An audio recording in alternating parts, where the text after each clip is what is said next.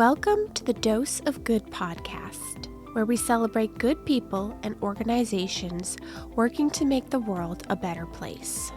It can be easy to get caught up in the bad things going on in the world and forget about the good happening all around us each and every day. I'm your host, Erin, and I want to share these stories with you and give them the attention they deserve. I hope this podcast educates and inspires you and maybe even motivates you to share a dose of good in your community. Now let's get into today's episode.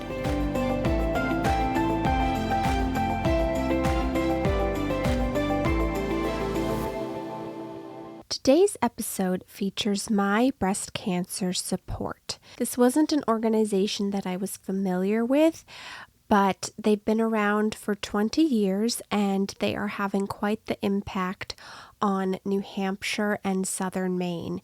But they go even broader than that. And I'll get into more detail with my guest, Tina Saltmarsh. So let's jump right into the episode and learn more about My Breast Cancer Support. Today I'm here with Tina Saltmarsh, Development and Senior Project Manager at My Breast Cancer Support. Thank you for joining me. Thank you so much for having me. Oh, you're welcome. So to start off, could you talk a little bit about the mission of My Breast Cancer Support? Yes, that's an excellent place to start. So our mission at My Breast Cancer Support is to provide financial and emotional support to breast cancer patients while they're going through treatment. And our catchment area is very local. So our catchment area for breast cancer patients is the Seacoast of New Hampshire and in southern Maine. So a patient can either reside in that area, and if she chooses to get her treatment outside of that catchment area, she still qualifies for our programs.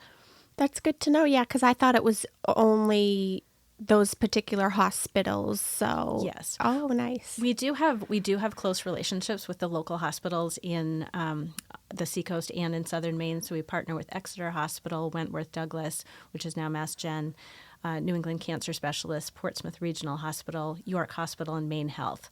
So we have specific, very close relationships with those hospitals and cancer centers, but that does not mean that we don't get referrals from other hospitals. So we have received applications and patients who could benefit from our services from Dana-Farber and from Dartmouth and also from Anna Jack's down in Massachusetts. So just because that's our specific catchment area doesn't necessarily mean that a patient is not qualified to get our or benefit from our services. Okay, that's good to know, definitely. And was there anything else you wanted to say about that before we... Yes, so we have a few. So our mission, we're able to reach breast cancer patients, like I said, through our relationships with the hospitals and cancer centers. Sometimes, as you may know from your past podcasts, people don't know what services are out there or services that they may need until they're in a situation that is either life-changing or life-threatening. And so My Breast Cancer Support stocks our partnering hospitals and cancer centers with what we call new patient bags, and we lovingly call them purple bags. And I think we're being videoed here. So yes. Just for anyone who's watching on YouTube, these are our new patient bags. Oh, nice. And they include just comfort items, including a journal, a water bottle, resources and information about our programs, as well as partnering service-based agencies that patients may be either qualify for or need additional services from. So that's sometimes the first introduction of My Breast Cancer Support to a patient. And so the new patient bags are one of our patient-facing programs. And then we also provide, I mentioned financial support. So another of our major programs is the financial grants. So often when breast cancer patients are going through treatment, she has to take time off from work because her regimen of medical appointments can be very rigorous, or her care partner needs to take time off from work. And this creates a financial burden on the household. So that's where My Breast Cancer Support steps in to try to help alleviate just a little bit of that financial toxicity for some of the day-to-day basic needs. Many of our grants go toward mortgage payments, utility bills. It could be transportation support, so gas cards or car repairs or car tax bills, anything non-medical that is creating a burden to the patient while she's going through treatment. So that's another of our programs. Oh, good to know. Thank you. So that you covered some of what I was going to ask, but so we can cover some of the other things that I saw that you offer for services, one of which was hope chests. Yes, thank you for bringing that up. Yes, so we offer, through our partnering hospitals and cancer centers, we stock each of them with what we call a hope chest, and they're filled with grocery cards and Irving gas cards, or sometimes local dining. So these are typically in the amount of $50 to $100 each, and this is beneficial not only to the breast cancer patient but also to the frontline healthcare provider. So as a patient is going through her treatment and her plan, she's seeing these frontline healthcare professionals, and that could include social workers, nurse navigators, physician's assistants, doctors, and surgeons. And at our partnering hospitals and cancer centers, they have the opportunity to, at their discretion, hand a grocery card to a patient. So they're the ones who are interacting with the patients and can sense when there's either a financial need or a stress that the patient is experiencing. And the healthcare professional is able, again, at their discretion, they know that for their breast cancer patients, they have this pool of resources where they can say, let me just take care of your groceries for this week. Yeah. And or let me just pay for the gas that is required for you to get to your treatments, or give this gas card to the person who's driving you to and from your treatments. And it alleviates just another little bit of financial stress from a patient. And we've been told by healthcare professionals that it's not only helpful to an immediate financial support to a patient, but it's also comforting to the healthcare professional who's seeing the stress, and they're able to alleviate just a little bit of it on the spot. Yeah, that's incredible. It's nice that that's available to them, and they can be helpful without it putting any sort of financial strain on themselves or anything like that. On themselves. Many of the hospitals and cancer centers have their own financial pool or grants that they can dip into, but we're glad to partner with them and be able to give them both the opportunity for financial grants, the Hope Chest, and then we also have transportation grants, which a patient can apply for, which is a very simple application that comes to us, and we can help them with either gas cards if they're driving to their treatments, bus cards, sometimes train cards, or Uber cards to help them get to their treatments as well. Okay, so if they can't drive themselves, there's other ways that they can get the support to get to those appointments. Exactly. That's great. Yeah, exactly. And then I also saw that you have a online support group for patients. We do, and this group is a private Facebook group, and it's moderated by one of our board of directors, who is also a breast cancer survivor herself. And so it's a group where you can, if you experience breast cancer, you can join this group and you can ask questions. You can search throughout, if you're looking for, how did you handle this type of treatment? Or how did you handle this situation? Or how do I talk to my kids about what I'm going to be going through, and how do I prepare them? This is a forum that is a very safe forum where patients can go in and either ask questions, vent, or answer questions if they're a survivor. So it's a way that we provide emotional support to patients, and they're also moderated such that they're a local group, so that if it makes sense for patients to connect more on a more personal level with someone from the Thrivers tribe, which is what we call our group, is the Thrivers tribe. Okay. They have the opportunity to do that. Well, that's great, and I'm sure is a very important component to care and healing and all of that, because I can only imagine can make you feel probably isolated and lonely, and to be able to reach out to others who understand what you're going through, I'm sure is very helpful. Exactly. We've heard exactly that. So Okay. I'm glad that you're understanding Yeah. the purpose of it, and how you can make connections with other people who've been through what you've been through, or can relate on a very personal level. Yeah, definitely. So, how did you get involved with the organization, and can you tell us a little bit about your role and what you do? Yes, thank you for asking that question. I became aware of my breast cancer support when my daughter and I participated in their Celebrate Pink 5K. So that's one of my breast cancer support's annual fundraising events, and my daughter and I were running in honor of my grandmother, who passed away from breast cancer. So we were honoring her by running for Ruth, is what we called it. So we were running for Ruth in honor of her, and we found this local group. We happened to be runners, and so my daughter and I ran that race, and it sort of became a tradition. From there, I joined the committee, the 5K, the Celebrate Pink 5K committee, and helped with the logistics and the behind the scenes setup. And then from there, I met this amazing group of women and professionals in the area who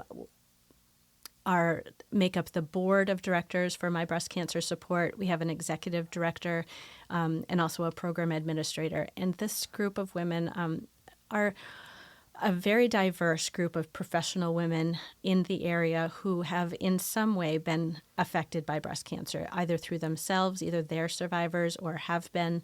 One of our board members joined the board in honor of her mother and the struggle that she went through. So once I met this group of people, I knew I wanted to become involved. I'm an IT project manager professionally, but I was able to shift gears at a few years ago and take on a larger role with my breast cancer support. Oh, nice. So my current role as development and senior project manager is to work very closely with our executive director. Her name is Jenny Halstead. She's an amazing woman, an excellent mentor, and has such a good heart.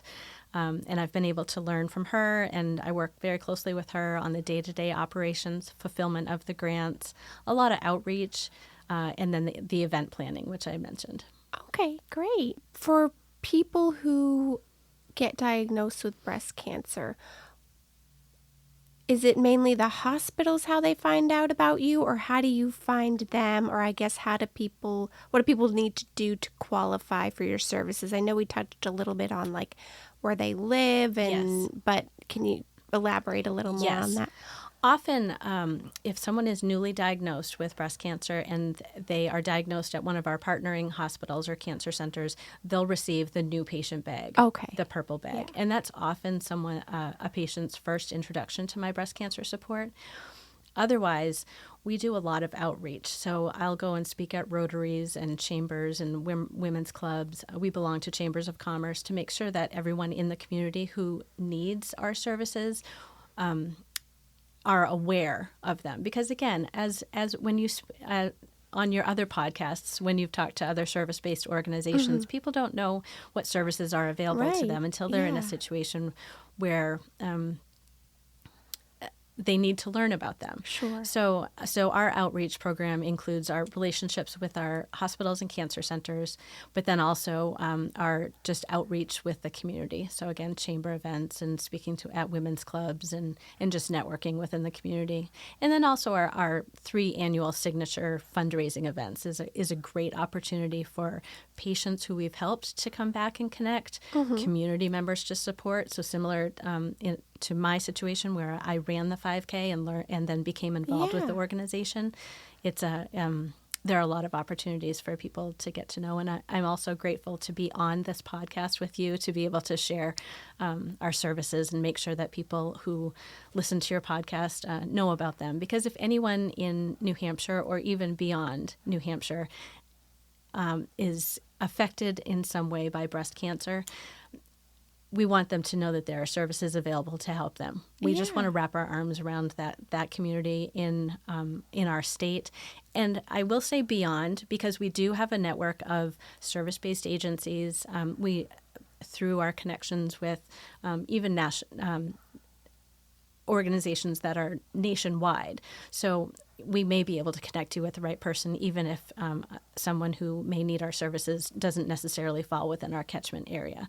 We're often able to connect them. Well, that's good for people to know, because even though we record this in New Hampshire and a lot of the organizations are based in New Hampshire, podcasts and YouTube go global, not just nationwide, worldwide. So the fact that someone could be in another state listening to this and think, well, I wish I had access to services like that, they could connect with you and you could point them in the right direction to an organization maybe near them. So absolutely, and we attend various cancer and breast cancer conferences, and we have some involvement with the National Breast Cancer Coalition, and we attend their annual meeting, and that is where breast cancer advocates and caregivers come together every May and in Washington, D.C. And so we have a great opportunity to network with other like-minded organizations. So we have a lot of connections all over the country. That's great. So I would encourage anyone who's listening to this podcast, if you have a loved one or anyone in your network of family or friends or colleagues who are affected by breast cancer, just know that there are services out there, and I'd encourage you to visit our website or reach out to me directly. Yeah, that's great. Thank you for that. And since you mentioned it, I did want to make sure we talked about your events, fundraisers. I know, unfortunately, we're going to just miss one of them, I think, because this comes out August 19th, and I'm pretty sure the event was just a few days before that. But I did make note of your 5K that's in September, and then something very interesting in October. You have a rodeo skills competition. We so do. Can you tell us about those? You can also Yes. mention the other one for next year if you want to, but yeah. So typically, our three big fundraisers are a fashion show in April, Oh, and we do okay. that almost every April. And then coming up in August, and pretty much every August annually, we have an Evening by the Sea gala with silent auction, and that is coming up in this weekend, but it will be every August. So no matter when you're listening to this, look for that in August. And then in every September, we do put on our Celebrate Pink 5K. And we have historically had up to 800, 900 participants at that. And that's held in Portsmouth. And you have the opportunity to run over, the course runs over Memorial Bridge and around Badgers Island in Kittery, Maine, so it's a very, very fun course. Yeah. And we take all levels. We have a few competitive runners who come each year, but for the most part, it's a very energetic and loving and celebratory walk for people. Mm-hmm. So those are our three signature annual events. Okay. We do have great relationships with our community businesses and community members, and that is our Harley-Davidson Motorcycle Skills Rodeo. Okay. And we have been a beneficiary of that event that Seacoast Harley-Davidson puts on for the past several years in October. So we have, I will give a shout out to Seacoast Harley-Davidson because they've been a great supporter of ours. They being one of many, many local businesses who fundraise for us and support us through sponsorships or just helping us get the word out. Oh, nice. So thank you for bringing that up. Oh, sure. So, just for my understanding, so that's a fundraising event, or they hold that event regularly, but they're kind of incorporating a fundraiser into it? Yes. Okay. Yes. So it's a motorcycle skills rodeo held right in Northampton, New Hampshire. Okay. In October, and they'll be collecting donations, and there's a registration fee to participate in that rodeo, and my breast cancer support is the beneficiary of any proceeds that come from that really fun event. Oh, great. Well, that's good to know. Well, so there's a couple of things coming up that people can look into?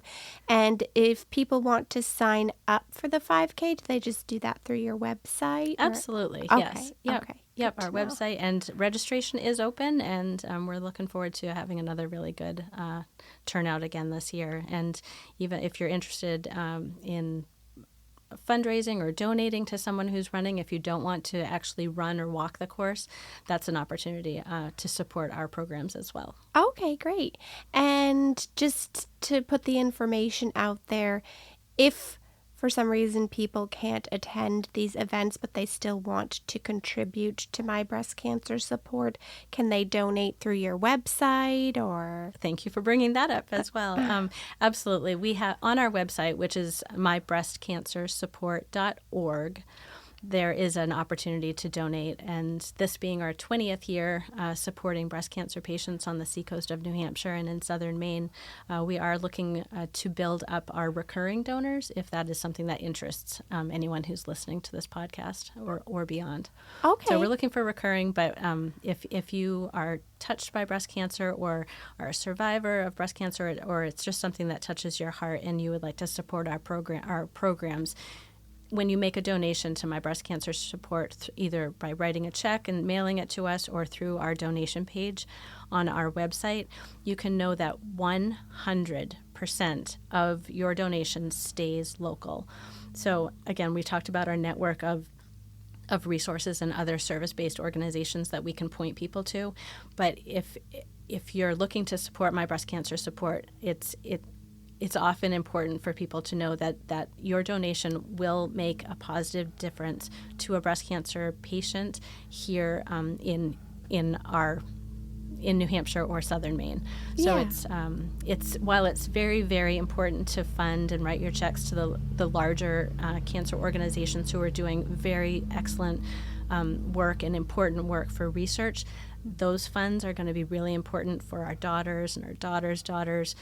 But one of the things that I love most about my work with my breast cancer support is that we see a very tangible and near immediate positive support of someone who's going through treatments right now and within our community. Yeah. Well, go ahead. And I was just going to say, and that's similar to your past podcasts of local organizations who are doing such good work in our communities, and that's so hopeful. Yeah, definitely. Well, thank you. I appreciate that. And that's good for people to know, because I think sometimes, especially when it comes to bigger nonprofits, people wonder, like, okay, where is my donation going exactly? So knowing that they're supporting local patients and a local organization, I'm sure is important to people. So yeah.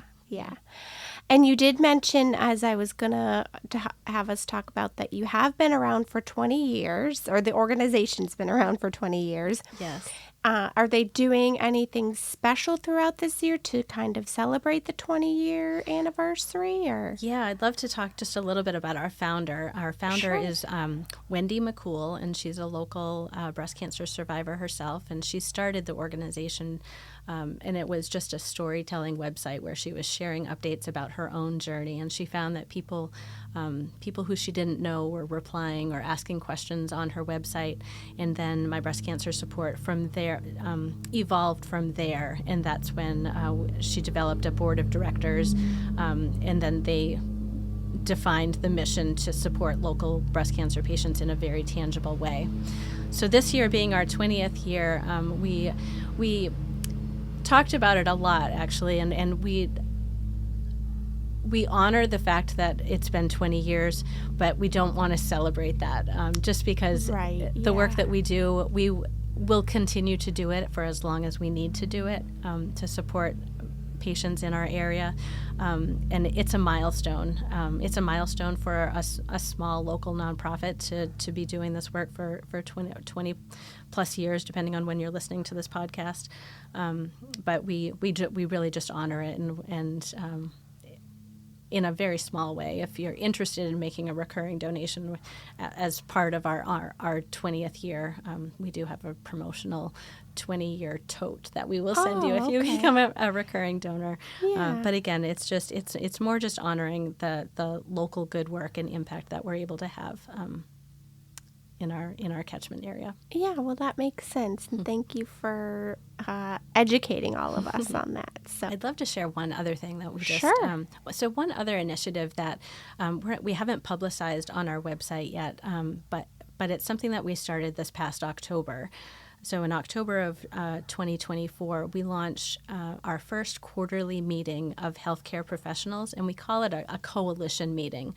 So we bring in the frontline healthcare professionals from each of our partnering hospitals, which are, as I mentioned at the beginning of the podcast, are varied, and their ownership is varied. So there's Mass General, and there's Beth Israel Lahey, and HCA, and others, where these social workers and nurse navigators and physician's assistants are doing very, very good work in our community. So no matter where a patient decides to get her treatment, but there's lessons to be learned, right, from what this hospital or this cancer center, what's working really well for them, which may be a struggle for another hospital or cancer center.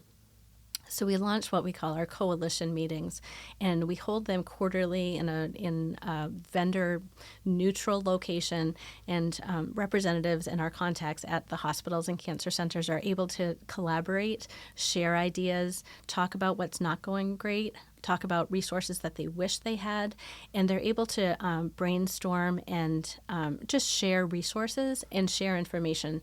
And this trickles down to better care for breast cancer patients on the Seacoast of New Hampshire and in southern Maine.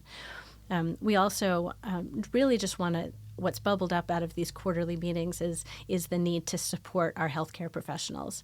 So we were able to bring in a mental health professional who talked to us about vicarious trauma.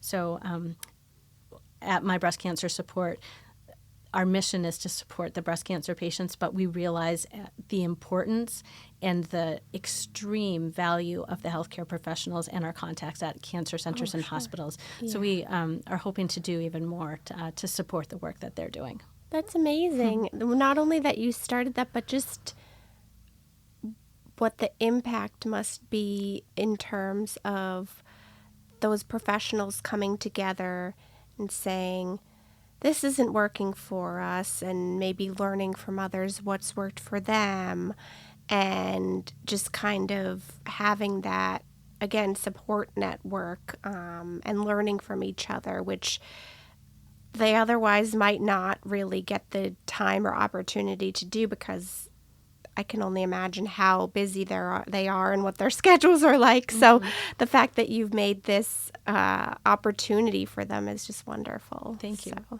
yeah. Thank you for saying that, and thank you for letting me share a little bit about that. Oh, because of course, yeah. we hope to keep that going, and look forward to what else will come of it. Yeah, definitely.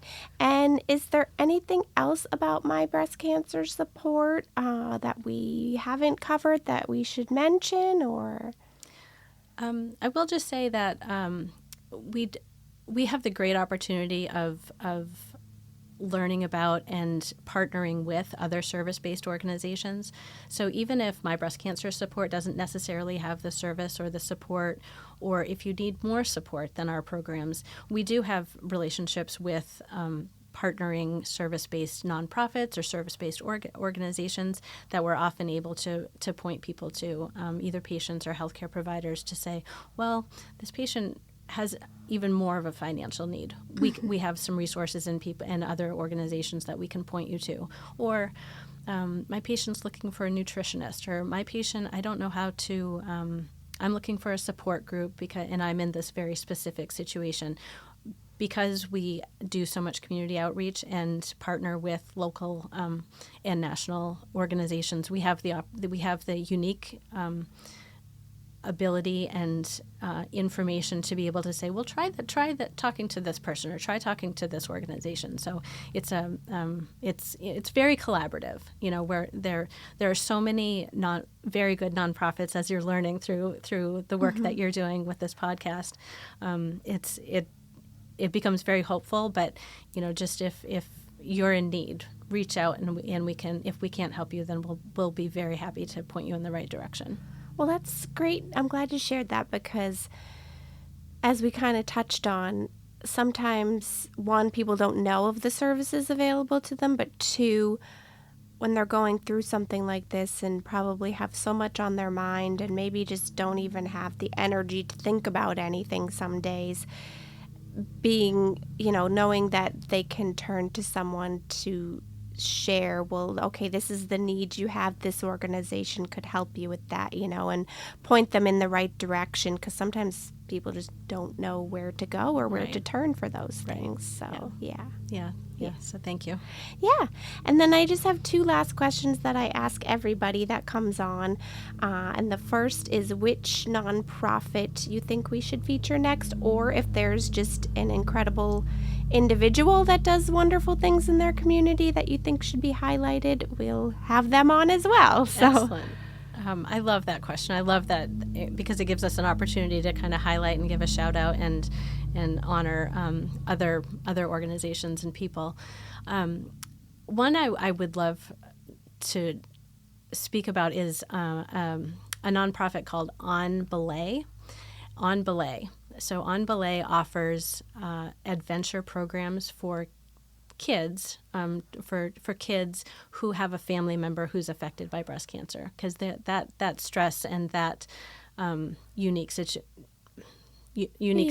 for a child can be overwhelming.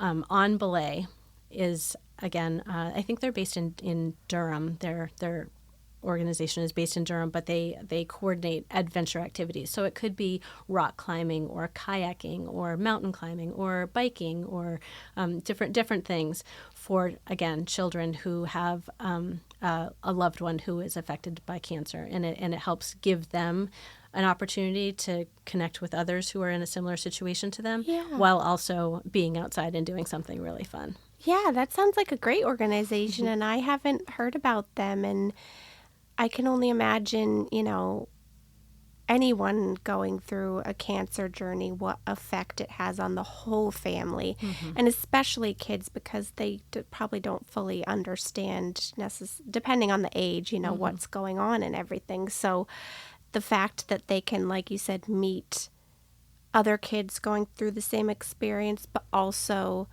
take some time for themselves to just be out and having fun, I can't wait to talk to them.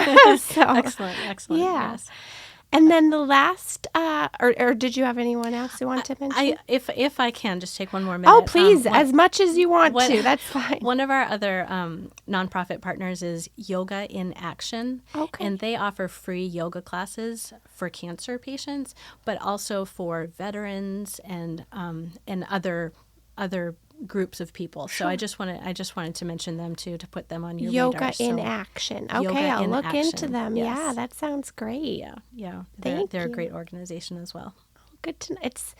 It still, I don't know, it still surprises me, but also makes me very happy to be learning about these organizations. And even though I think this is like episode 35, to find out that there's so many that I don't even know exist, and we're just a small state, so I think that's incredible. So yeah. Well, thank you for bringing voice to have the opportunity to share the good work that's being done in New Hampshire.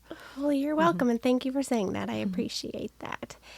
So the last question is, what does kindness mean to you, and can you share with us maybe an example of kindness that you've experienced or witnessed?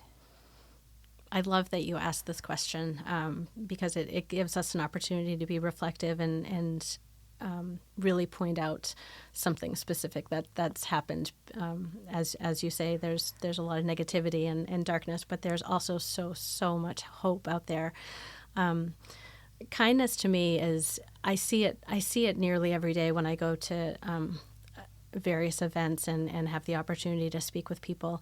And just the willingness to help, the community support and willingness to help people when they're in need is so impactful and so kind. And this is a very small example, but just recently we had a patient who was in need of moving services. They were moving from one area to another home where they would be closer to their treatment, so that they could get to their treatment and be able to get through their journey. And they had anticipated to use the financial grant from My Breast Cancer Support to pay for those services. But through our community outreach and networking, we knew of a moving company who donates those services for certain circumstances. So it was one of the first times that we'd called upon this relationship with a moving company, and nearly immediately, the owner of the moving company said that he would donate his services to that patient.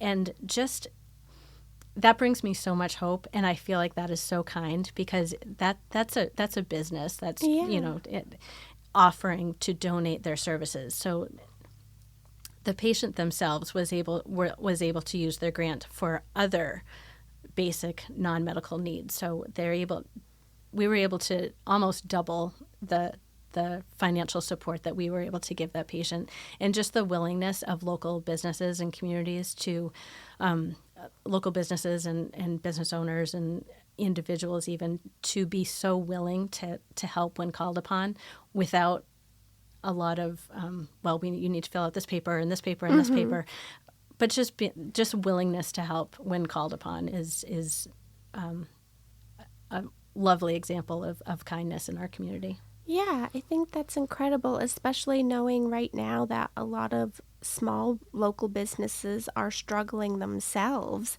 And the fact that they are willing and able to help out this individual and just take that burden off of them, because moving is expensive. So the fact that they helped out with that is, like you said, very kind. And it's nice that in the state, but also in your local community, there's people willing to help like that. Yes. So definitely.